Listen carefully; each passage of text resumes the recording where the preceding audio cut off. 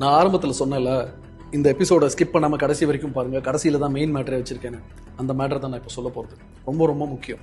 அதாவது இருக்கிற பிரச்சனையெல்லாம் பத்தாதுன்னு ஒரு 3 மாசத்துக்கு முன்னாடி சிடிஎஸ்சிஓ வெட்டின கணத்துலேருந்து ஒரு புதுசாக ஒரு பெரிய பூதம் கிளம்பியிருக்கு. சிடிஎஸ்சிஓனா central drug standard control organisation. அதாவது that is the highest authority in India for drug standards. ஒரு மருந்து நல்ல குவாலிட்டியில் இருக்குன்னு சர்டிஃபிகேஷன் கொடுக்க வேண்டிய ஒரு ஹையஸ்ட் அத்தாரிட்டி வந்து இந்த சிடிஎஸ்சிஓ தான். அவங்க ரீசெண்டாக நடத்தின ஒரு ரேண்டம் டெஸ்ட்டில் 53 மெடிசின் பிராண்ட்ஸ் மாட்டிருக்கு. இந்த 53 மெடிசின் பிராண்ட்ஸும் என்ன மாதிரி மாட்டிருக்கு அப்படின்னா, The Central Drug Standard Control Organization, or CDSCO, has released its latest monthly drug alert list, flagging 53 drugs are not of standard quality, or NSQ. NSQ, not of standard quality. அதாவது இங்கிலீஷ்ல ரொம்ப சிம்பிளா சொல்லிட்டான், not of standard qualityன்னு. அவன் standard குவாலிட்டியில் இல்லை அப்படின்னு சொல்றதுக்கான அர்த்தம் என்ன அப்படின்னா, இந்த மருந்தை எல்லாம் சாப்பிட்டா ப்ரோலாங்ட் இல்னஸ் வரலாம், தீர்க்க முடியாத சில வியாதிகள் வரலாம் அப்படின்னு மீடியா ரிப்போர்ட் சொல்லுது. இந்த மெடிசின்ஸ்லாம் கண்டாமினேஷன்லேருந்து இன்கன்சிஸ்டன்ட் ஏபிஐ வரைக்கும் எக்கச்சக்கமான ப்ராப்ளம்ஸ் இருக்கு. இன்கன்சிஸ்டன்ட் ஏபிஐனா, அது ஏபிஐனா ஆக்டிவ் பார்மசூட்டிக்கல் இன்கிரீடியன்ஸ். ஒரு மருந்தை தயாரிக்கிறதுக்கு தேவைப்படுற முக்கியமான இன்கிரீடியன்ஸ். அந்த இன்கிரீடியன்ஸ் இன்கன்சிஸ்டண்டா இருக்கு. ஒரு சில மருந்துகளில் கூட இருக்கு, ஒரு சில மருந்துகளில் கம்மியா இருக்கு. இந்த 53 மெடிசின்ஸ்ல இந்த இன்கிரீடியன்ஸ் கம்மியா இருந்துச்சுன்னா மருந்து வேலை செய்யாது. இன்கிரீடியன்ஸ் அதிகமா இருந்துச்சுன்னா நாமளே வேலை செய்ய முடியாது, ஜோலி முடிஞ்சு போயிடும். அவ்வளவு டேஞ்சரஸான 53 மெடிசின்ஸ் தான் ரேண்டம் டெஸ்ட்ல சிடிஎஸ்சிஓ கண்டுபிடிச்சிருக்காங்க. இந்த மருந்துகள்லாம் மார்க்கெட்ல சர்க்குலேஷன்ல இருக்கு. That's the most important point. If I'm consuming vitamin D or a paracetamol, then how do I know? Because Monter LC is for allergies, I take it regularly. How do I know if my drug is of the right standard, that it's not spurious or of substandard? There is no way absolutely a consumer can know whether the drug is counterfeit or not, and neither the doctor can know. கேட்டிங்களா? கடையில் போய் ஒரு மருந்தை வாங்கினா அது சரியான மருந்தா தப்பான மருந்தான்னு நம்மளால இல்லை, ஒரு டாக்டரால கூட கண்டுபிடிக்க முடியாதுன்னு ஒரு டாக்டரே சொல்றாரு. இதுல ரொம்ப பயப்பட வேண்டிய விஷயம் என்னன்னா, இந்த மெடிசின்ஸ்லாம் ஏதோ ரொம்ப ரேரான மெடிசின்ஸோ நம்ம கேள்விப்படாத மெடிசின்ஸோ இல்லை.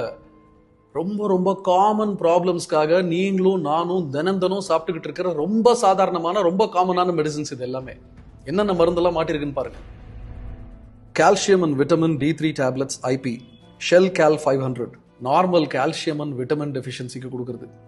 ஆல்மோஸ்ட் எல்லாருமே சாப்பிட்டுருப்போம்னு நினைக்கிறேன். Amoxicillin and potassium clavulanate tablets, Moxclav 625 சில காமன் பாக்டீரியல் இன்ஃபெக்ஷன்ஸ்க்கு கொடுக்கறது. டெல்மி சாட்டன் ஹை பிபிக்கு கொடுக்குற மருந்து. எத்தனை பெரியவங்க இதை சாப்பிட்டாங்களோ தெரியாது. Vitamin B complex with vitamin C soft gels. பேசிக்கா இதை சாப்பிடாதவங்களே இருக்க முடியாது. Pantoprazole gastro resistant and domperidone prolong release capsules. அது ரொம்ப சிம்பிளா சொல்லணும்னா பான்டி. இந்த எப்பெல்லாம் நீங்க ஆன்டிபயோட்டிக் சாப்பிட்றீங்களோ அப்போ டாக்டர் சொல்லுவாங்க, காலையில் அதுக்கு முன்னாடி ஒரு பான்டி ஒன்று போட்டுக்கோங்க அசிடிட்டிக்கு அப்படின்னு சொல்லுவாங்க. ஸோ ஆன்டிபயோட்டிக் சாப்பிட்டவங்க யாருமே பான்டி சாப்பிடாம இருந்திருக்க முடியாது, அவ்வளோ காமன். மான்டேர் எல்சி கிட், இது குழந்தைங்களுக்கு கொடுக்கறது. இதை கூட விட்டு வைக்கலாம் அவங்க.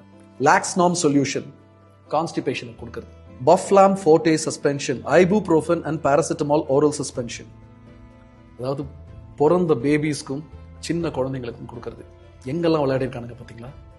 இந்த மாதிரி ஒரு 53 மெடிசின்ஸ் மனுஷன் சாப்பிட்றதுக்கு லாய்க்கு இல்லைன்னு நம்ம ட்ரக் கண்ட்ரோல் அத்தாரிட்டிஸ் கண்டுபிடிச்சு ரிப்போர்ட் வெளியிட்டிருக்காங்க. அதுக்குள்ள இதை எத்தனை பேர் நம்ம ஆல்ரெடி வாங்கி சாப்பிட்ருப்போம்? எத்தனை பேர் நம்ம வீட்டில் இருக்கிற குழந்தைங்களுக்கு பெரியவங்களுக்கு இந்த மருந்து எல்லாம் கொடுத்துருப்போம்? தெரியாது. யார்கிட்ட போய் கேட்கறது? இதை ப்ரிஸ்கிரைப் பண்ண டாக்டர்ஸ் கிட்ட போய் கேட்டிங்கன்னா, நாங்கள் சரியான மருந்து தான் எழுதினோம், மார்க்கெட்டில் ஃபேக் மெடிசன்ஸ் கிடைச்சா நாங்கள் என்ன பண்ணுறது, எங்களுக்கு தெரியாது. இதை தயார் பண்ண பார்மசூட்டிக்கல் கம்பெனிஸை கேளுங்க, இதெல்லாம் எங்க மருந்தே கிடையாது, நாங்க தயாரிக்கவே இல்லை, எங்களோட பேர் போட்டு ஃபேக்கா ஸ்பியூரியஸா வேற யாரோ தயாரிச்சு வெளியில வித்துக்கிட்டு இருக்காங்க, ஸோ எங்களுக்கு தெரியாது. வாங்கின பார்மசியில போய் கேட்டா எங்க கடையில தப்பான மருந்தே கிடையாது, ஸோ எங்களுக்கு தெரியாது. தெரியாது தெரியாது தெரியாது, யாருக்குமே எதுவுமே தெரியாது. ஆனா எங்கேயோ யாரோ தெரிஞ்சே இந்த மருந்துகளை தயார் பண்ணிக்கிட்டு இருக்காங்க. எங்கேயோ யாரோ தெரிஞ்சே இந்த மருந்துகளை விற்கிறதுக்கு டாக்டர்ஸ்க்கு பணம் கொடுத்துக்கிட்டு இருக்காங்க. எங்கேயோ யாரோ தெரிஞ்சே இந்த மருந்தை எல்லாம் பிரிஸ்கிரிப்ஷன்ல நமக்கு எழுதிக்கிட்டு இருக்காங்க. எங்கேயோ யாரோ தெரிஞ்சே இந்த மருந்துகள் எல்லாம் பார்மசிஸ்ல நமக்கு வித்துக்கிட்டு இருக்காங்க. ஆனா நாம மட்டும்தான் எதுவுமே தெரியாம தினம் இந்த மருந்துகளை வாங்கி சாப்பிட்டுட்டு வாழ்வா சாவான்னு போராடிக்கிட்டு இருக்கோம். சம்பந்தப்பட்டவங்களை ஒன்னே ஒன்று மட்டும் நான் கேட்டுக்கிறேன், உடம்புக்கு முடியலன்னு தான் உங்ககிட்ட வரும். ஆல்ரெடி ஹெல்த் கேர் மெடிக்கல் எக்ஸ்பென்சஸ்ங்கிற பேரில் எங்கள் பணத்தை எல்லாம் உறிஞ்சி எடுத்துக்கிட்டு இருக்கீங்க, அது பரவாயில்ல. எவ்வளோ வேணாலும் தரோம். ஆனால் எங்கள் உயிரை மட்டுமாவது விட்டு வைங்க. ஏன்னா மறுபடியும் நாளைக்கு நீங்கள் கல்லா கட்டுறதுக்கு நாங்கள் வேணும்ல. It's without makeup with Viswa. இப்படியாக என்எம்சிக்கும் ஐஎம்ஏக்கும் நடந்த இந்த பிரச்சனை ஒரு சரியான முடிவுக்கு வராமல் என்எம்சி ஜெனரிக் மெடிசன்ஸ் தான் எழுதணும்னு சொல்லி ஐஎம்ஏக்கு கொடுத்த ப்ரப்போசலை தற்காலிகமாக ஹோல்டில் போட்டுட்டாங்க. ஸோ இது இந்தியன் மெடிக்கல் அசோசியேஷனுக்கு கிடைச்ச ஒரு தற்காலிக வெற்றின்னு கூட சொல்லலாம்.